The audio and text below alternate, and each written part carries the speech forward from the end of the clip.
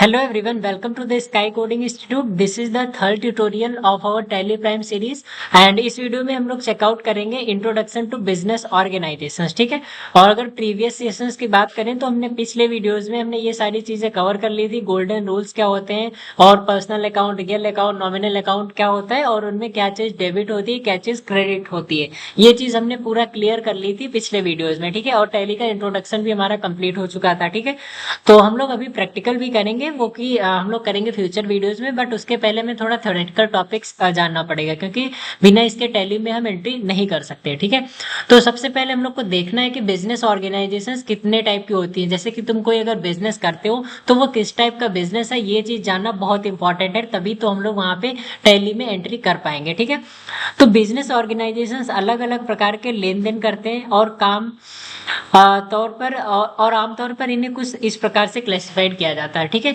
तो बेसिकली हमारे पास तीन टाइप के बिजनेस ऑर्गेनाइजेशन हैं। पहला तो सर्विस ऑर्गेनाइजेशन, दूसरा ट्रेडिंग ऑर्गेनाइजेशन, फिर है हमारे पास मैन्युफैक्चरिंग ऑर्गेनाइजेशन। ठीक है, तो सबसे पहले ओवरऑल अगर थोड़ा इसके ओवरव्यू की बात करें तो सबसे पहले हमारे पास है सर्विस ऑर्गेनाइजेशन।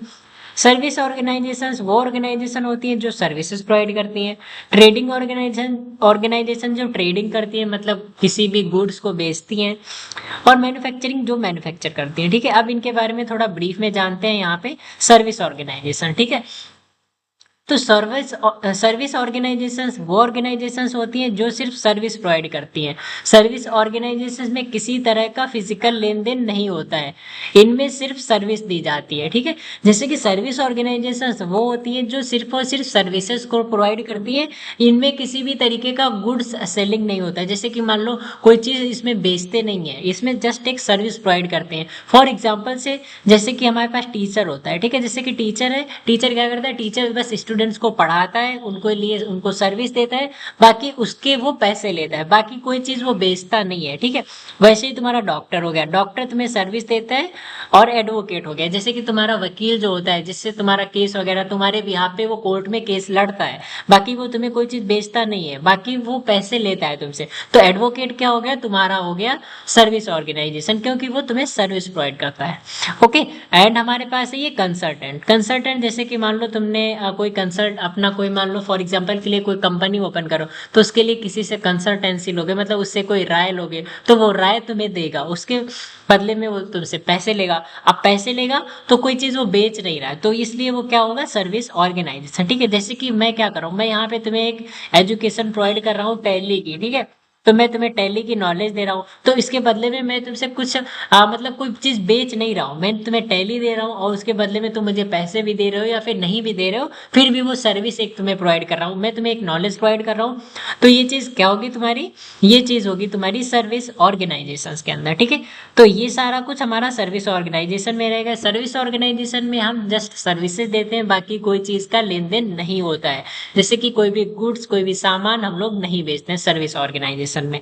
ठीक है, अब है हमारे पास ट्रेडिंग ऑर्गेनाइजेशन, जो कि दूसरा है। ट्रेडिंग ऑर्गेनाइजेशन में क्या होता है, हम लोग गुड्स को परचेज करते हैं बेचने के लिए। जैसे कि मान लो तुम्हारी कोई दुकान है, मान लो तुम्हारी मोबाइल की दुकान है, अब मोबाइल की दुकान में कुछ मोबाइल्स को तुम खरीदोगे बेचने के लिए कस्टमर्स को। फिर जैसे कि मान लो तुमने फॉर एग्जाम्पल के लिए 10 फोन्स खरीदे, फिर उनको उनके ऊपर प्रॉफिट कमा के उनके ऊपर उनको थोड़ा महंगा बेचा कस्टमर्स को, तो उसमें तुम्हारा प्रॉफिट हुआ। मान लो 10,000 का तुमने फोन लिया था, उसको 11,000 में बेचा, तो उसमें 1,000 रुपए का तुम्हारा प्रॉफिट जनरेट हुआ। तो वो तुम काम कर रहे हो, वो ट्रेडिंग ऑर्गेनाइजेशन है। मतलब कि हम लोग गुड्स को परचेज करते हैं सेल करने के लिए, वो चीजें हमारी आती है ट्रेडिंग ऑर्गेनाइजेशन के अंदर। ठीक है, इनका मुख्य काम यही होता है माल को खरीदना और उसमें अपना प्रॉफिट जोड़ने के बाद उसे बेचना। ठीक है, जितनी भी दुकानें होती है, जितने भी रिटेलर्स होते हैं, ये सब क्या करते हैं, यही करते हैं, माल खरीद के लाते हैं, फिर इसको बेचते हैं हम लोग को कस्टमर्स को, फिर उस पर वे लोग प्रॉफिट जनरेट करते हैं। तो यहाँ पे क्या, यहाँ पे आपस में कोई माल बिक रहा है, माल का लेन देन हो रहा है। ठीक है, जैसे कि कोई भी गुड्स को सेल या फिर परचेजिंग उसकी हो रही है, तो ये चीज किस में आएगी, ट्रेडिंग में आएगी। ट्रेडिंग में हम लोग गुड्स को परचेज एंड सेल करते हैं। ठीक है, तो ये हो गया तुम्हारा ट्रेडिंग ऑर्गेनाइजेशन। फिर आता है तुम्हारे पास मैन्युफैक्चरिंग। मैन्युफैक्चरिंग तुम नाम से ही समझ सकते हो, मतलब चीजों को मैन्युफैक्चर करना, उनको बनाना, ठीक है।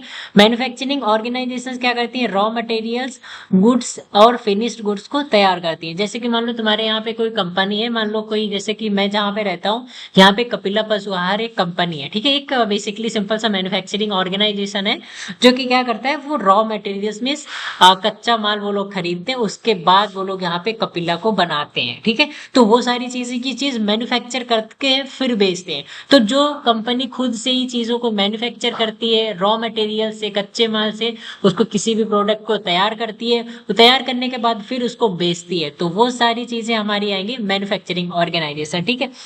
यहाँ पे लिखा है कच्चे माल को एक प्रक्रिया के अंतर्गत तैयार किया जाता है, जिसके बाद में ट्रेडिंग ऑर्गेनाइजेशन उस माल को ग्राहक तक पहुंचाने में काम करती है, ठीक है। तो मैन्युफैक्चरिंग ऑर्गेनाइजेशन यही होती है, रॉ मटेरियल्स गुड्स से फिनिश्ड गुड्स को तैयार करती है, फिर उसको अच्छे से मतलब तैयार किया, फिर उसको बेचा, तो वो हो गया तुम्हारा मैन्युफैक्चरिंग ऑर्गेनाइजेशन, ठीक है। तो यही हमारी तीन टाइप की ऑर्गेनाइजेशन है, पहली है सर्विस ऑर्गेनाइजेशन, दूसरी है ट्रेडिंग, फिर है मैन्युफैक्चरिंग।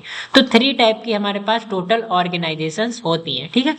तो इस वीडियो के लिए बस इतना ही। अब हम लोग नेक्स्ट वीडियो में देखेंगे ledgers, groups, vouchers and debit credit, and हम लोग एक एक्सरसाइज को भी सॉल्व करेंगे, जिससे तुम्हारे कॉन्सेप्ट्स और भी क्लियर हो जाएंगे, ठीक है।